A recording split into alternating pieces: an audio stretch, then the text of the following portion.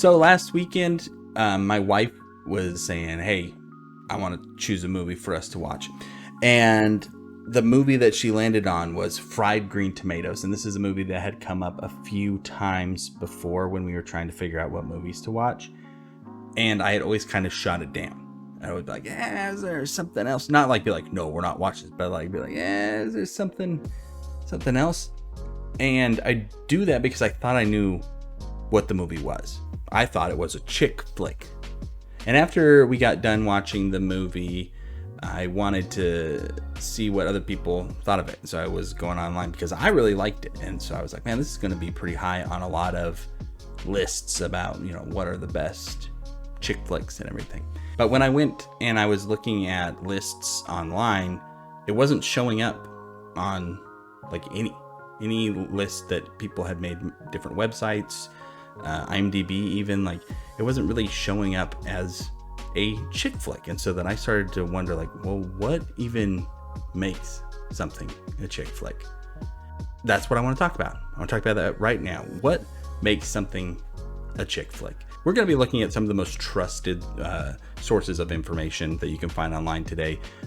Reddit, Facebook, Twitter, and Urban Dictionary. And that's where we're going to start. We're going to start at Urban Dictionary, looking at how they define chick flick, because I think that this, accurate or not, depicts what the phrase chick flick brings to mind. A film that indulges in the hopes and dreams of women and or girls. A film that has a happy, fuzzy, ridiculously unrealistic ending. And obviously Big Tones, the author of the Urban Dictionary definition of chick flick, doesn't seem to be a fan of the genre, right? And they're not alone. When I started looking at comments online, when people would ask, hey, what is a chick flick? What do you think a chick flick is? It was not very hard to find comments that were actually very negative towards the genre. People who felt they were being pandered to, people who didn't want to watch it because these movies weren't made for them. And so like these are some of those comments. Overdone relational gender stereotypes, characters with poor boundaries and bad judgment, some good old LOLs, and if it's a good one, someone takes off their glasses to finally become beautiful. Always a bummer to watch as I push my own that are usually slipping off my giant Dutch nose. Also, if it's really, really good, J-Lo. Obviously, some of these are a bit tongue-in-cheek, and then it just really quickly starts to move towards people who are completely, against this. Predictable, underwhelming plot lines. Yes to stereotyping. Yes to the boundary thing. Shallow of lack of character development. The relationship, the resolution with the paramour appears to solve all the problems. Or I just don't like chick flicks. Or a combination of these. And we find guys that feel like they've been forced to watch these movies. A movie she wants to see that's not funny or exciting enough. And so they're like downplaying them and being disparaging towards them. And then you get some really bitter ones like this one. Any film that has situations that would never happen in real life, such as every other female acquaintance of the female lead and still ending up marrying said female lead and living happily ever after. Something happened to this guy. And then we have people who, rightfully so, are acknowledging that a lot of these movies were not made by women, but were made for women by men. Misogyny, mostly. But then we have even the flip side of that, though. What used to be a chick flick is different from what it is now. A chick flick used to be a romantic comedy or any mainly female cast film. Nowadays, a feminist makes chick flicks, with women playing roles originally played by men, women bashing men and trying to prove that they're better than men in this movie that wasn't made for men. That's the new chick flick. This is where I'm talking about, this idea of what a chick flick is. It isn't concrete. The two problems that a lot of these descriptions would have is they would either be too specific or too broad. Romance. Don't blame me. I didn't make the rule. Obviously, for a movie to be a chick flick, it needs more than romance, because romance is in almost every single movie to some degree, right? Guardians of the Galaxy, Captain America, all of the Batman movies have some kind of romance involved with them. Does that make those movies chick flicks? No. So obviously that's too broad of a definition. That can't actually be the definition of what makes something a chick flick. Usually a female lead role, sometimes with a romantic undertone. Well, there's always the classic man and woman who hate each other and end up married and eventually fall in love chick flick. Those are always a delight. The protagonist is a female. The plot is a romance, can be a strong indicator.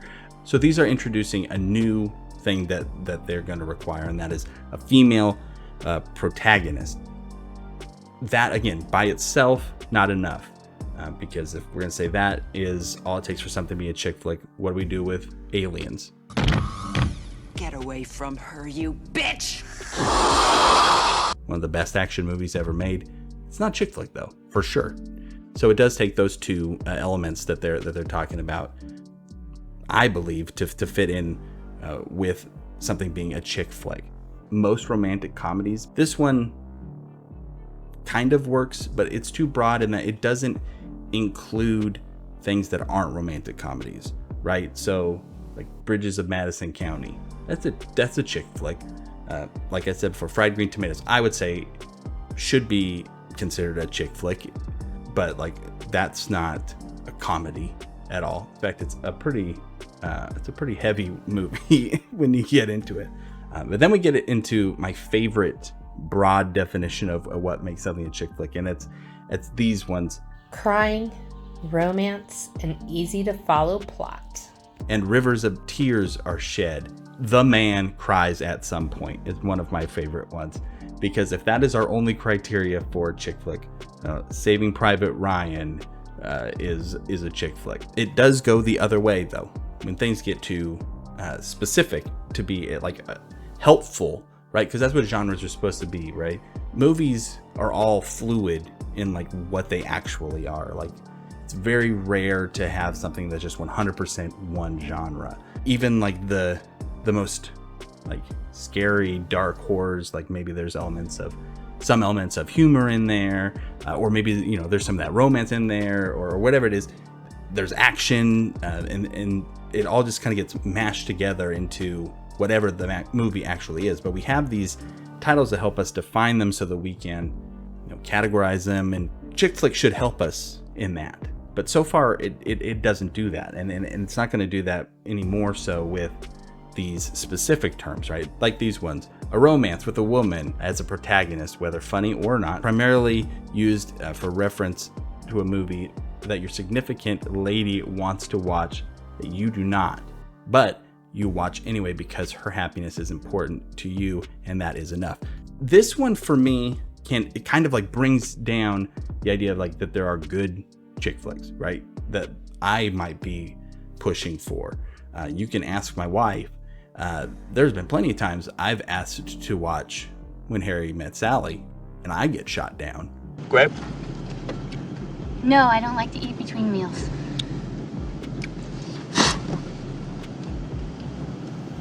I'll roll down the window. Then we get this one. A relatable female protagonist for the main audience. A hot dude that goes from enemy to lover. Comedic relief, and a pop song or two. Nothing super bad can happen. It needs to be a good escape from life. To me, that last part completely like drops a ton of movies that I would have considered chick flicks. Steel Magnolias, right? Really bad stuff happens in that movie. Like, is it not really, really bad if somebody dies? I just want to hit somebody till they feel as bad as I do. I just want to hit something. I want to hit it hard. Here, hit this. And then, this one too. But romance is the primary genre. It is generally lighthearted, again, generally, and low stakes. So again, that's just going to kind of wipe away those. They are definitely a specific type of chick flick, but I don't think that it answers the question of what makes something a chick flick. Then you get this one, which I like. I've given this some thought, and I feel like a common thread in rom-coms is an enemies to lovers plotline that attempts to appeal to the female gaze. See reverse Bechdel test failure. See, with this one, I think that it really does point out that for a lot of people, rom-com, chick flick are kind of just interchangeable. And I've found that for myself that's not what I had thought. It's not how I had interpreted the phrase. And then lastly, the really specific ones, I really, really like these answers. Used to be Colin Firth. Who's the new Colin Firth? And of course, Ryan Gosling. Which would make The Gray Man a chick flick, and it is definitely not one. And then the ultimate diss I think you can put on just the entire genre or categorization of chick flicks is calling them Hallmark. In this whole time that I've been spending thinking about this the last few days, last week or so, I've really just kind of come to the conclusion that my answer is a lot like this person's. No idea. The more we look at it, the harder it gets to define, right? The harder it gets to say this is a chick flick, because it eventually starts to eliminate other movies that I feel have to be included. If nothing bad can happen in the chick flick, that means that Titanic can't be a chick flick. And Titanic is, I think, one of what would be categorized as like the big ones, right? If there was like a Mount Rushmore of chick flicks, I feel like Leonardo DiCaprio's head, like frozen head, would have to be up there. Ultimately, I have landed with this comment. And this is, I think, where my feelings are at this moment. A chick flick is an umbrella term for any movie that appeals mostly to women. But then this comment specifically, yeah, I think it is basically not a genre. And that's where I am. I think that the term chick flick is a bad descriptor for a movie, because no one can agree on what it means. Dramas are in chick flicks, comedies, tragedies, romance, teen movies, movies directed towards the elderly. All of these movies get thrown into this big pot. I think chick flick is unhelpful, and I think a lot of people use it in a way that's dismissive. There are a lot of really, really good movies that get saddled with chick flick and then dismissed. They get thrown to the side and people say it's a chick flick, so I'm not even going to bother watching it. And I can say that because that's what I did. That's what I did to Fried Green Tomatoes. And I watched it and I really, really enjoyed it. I didn't cry, and my wife thought that was heartless of me, that I didn't cry. And in fact, I thought I was broken because I cry at everything. And so I did watch a bunch of sad YouTube clips afterwards to make sure I could still cry. You stay. I go. Don't worry, I still can. Yeah, I think for myself going forward, I'm just going to skip using that phrase. Like recently, I went to the movie theater and I saw Where the Crawdads Sing. And undoubtedly, I would say it's a chick flick. But I don't think that tells people anything helpful about it that you don't know by looking at the poster. That it's about a woman. And I don't think that helps people find movies that they will enjoy. I think that the more movies that I watch that are about different people for me, the more movies help me as a person grow. And so the more I can watch movies that are about women and to try to see what it's like to be women in different situations, because there have been movies like that. Like earlier this year, I watched the movie Men, and that I've never felt more uncomfortable watching a movie from a female's perspective than in that movie. Because every guy who shows up, you're like, oh, uh-oh. And just realizing, oh, that's how a lot of people go through their lives. A guy shows up and they're like, uh-oh, this could be bad.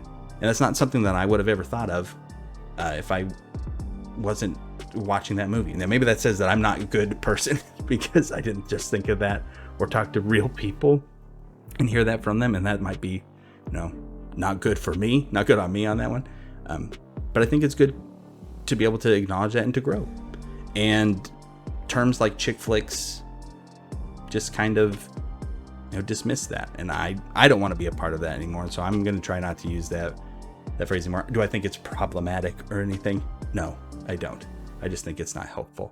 And so if you consider yourself a chick and you want to call a movie a chick flick, who am I to tell you that you're wrong to do that? So anyway, that's just a big bleh about chick flicks and what I think about them. I don't know if I've ever really made a video like this before, or if anybody will even bother to watch to the end. So if you are, thank you so much. If you wouldn't mind hitting the like button and the subscribe button, that lets me know what kind of videos to make and everything. And so, yeah, that's it. Take care. Thanks for watching. See you next time.